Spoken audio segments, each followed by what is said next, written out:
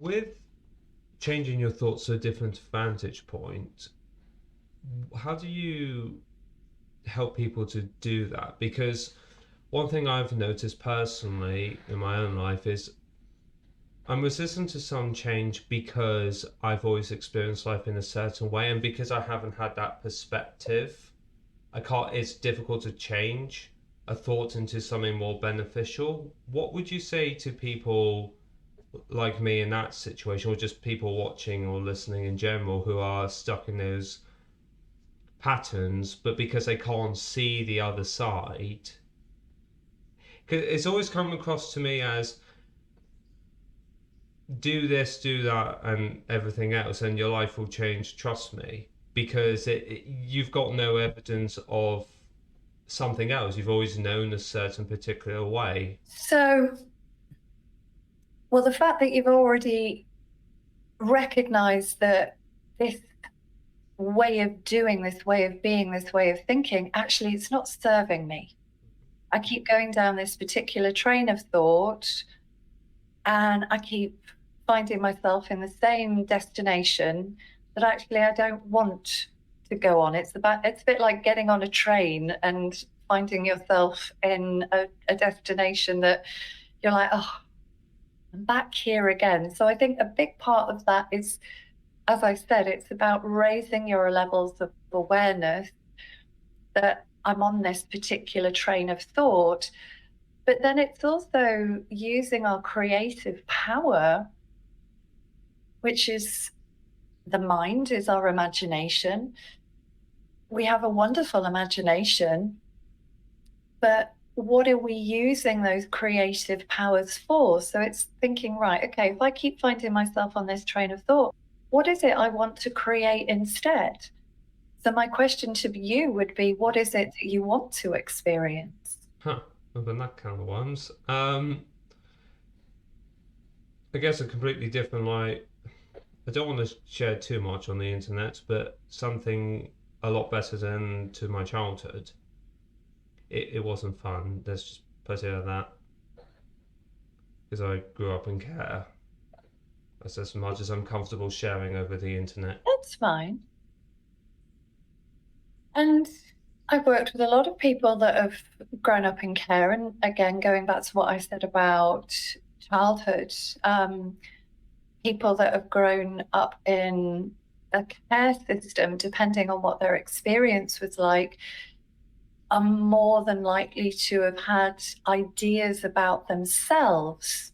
You know, one particular client that comes to my mind, she grew up very much thinking that she wasn't worthy, that her mum didn't love her, that she didn't belong, she wasn't good enough. You know, she created a story about her experience which made sense to her because of the environment that she was in, the situation that she was in. And some of the ways that she, um, the thing is with our beliefs is we're always looking for sort of almost confirmation bias. We're looking for evidence to back up that our beliefs, our kind of reference point for life and how we navigate life, is we're looking for evidence that that's the truth. So some of this is about thinking, you know what? My current reality, this is how I'm experiencing life moment to moment to moment. It's not serving me. It doesn't make me feel good.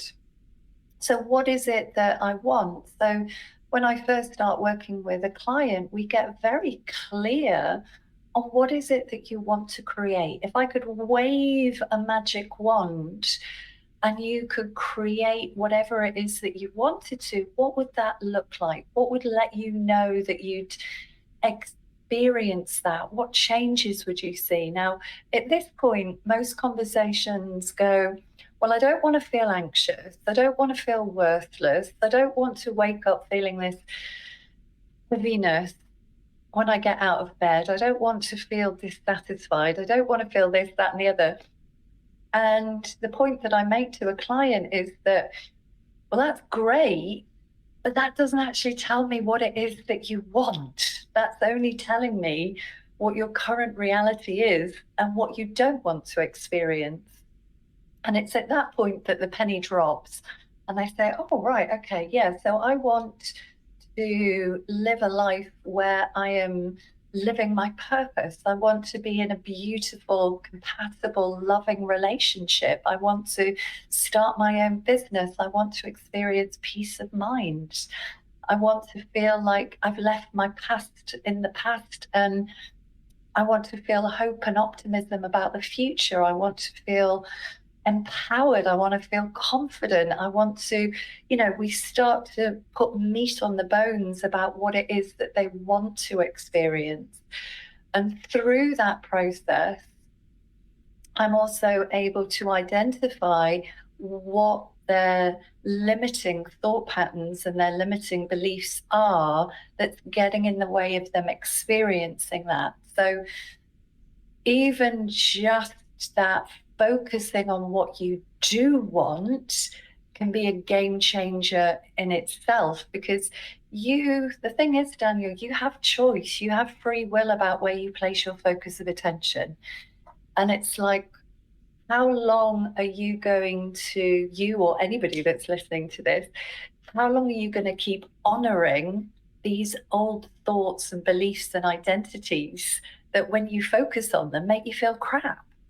You have free will. As a human being, you have free will. And so when we can focus, even if it's just on one thing that makes us feel good, or one thought about ourselves that makes us feel good, and we keep focusing on that, then whatever we place our focus of attention on, energetically speaking, in terms of quantum flow, quantum physics, that's going to expand. So the more time that we spend focusing on what it is that we want and what we want to experience, and we hang out in those thoughts and feelings, well, that's going to grow. It is like planting those new seeds.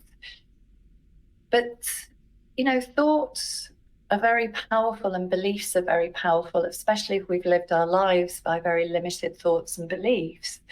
And so what particular modalities do, especially if there's trauma involved, is healing modalities like hypnotherapy and MAP and EFT, is they're a little bit like a Trojan horse, in that they're going into the unconscious mind, which is running the show about 96, 98% of the time.